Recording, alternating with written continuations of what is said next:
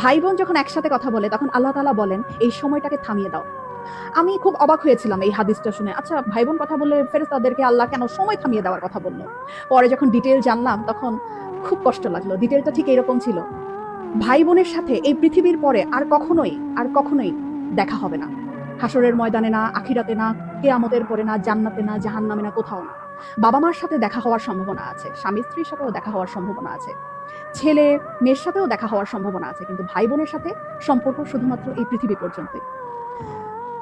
তখন এত খারাপ লাগলো ব্যাপারটা জেনে যে আমার যে বোন আছে অথবা আমার যে ভাই আছে তার সাথে আমার আর কখনোই দেখা হবে না এই পৃথিবীর পরে। মানে মরে যাওয়ার পরে তার সাথে আর আমার কখনোই কথা হবে না। এত ক্ষণস্থায়ী একটা সম্পর্ক আমাদের।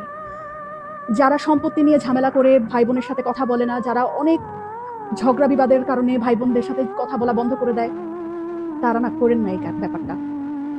সময়টা না খুব কম আমাদের, খুব কম।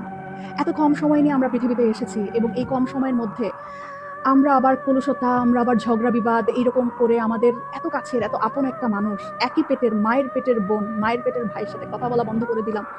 এই মানুষগুলোর সাথে তো আমাদের আর পৃথিবীর পরে দেখাও হবে না, কথা হবে না। কি দরকার মনে এত কষ্ট রেখে? ভুলে যাই না সব, ভুলে যাই। অল্প একটু সময়ের ব্যবধান, তারপরে সব নাই, শেষ।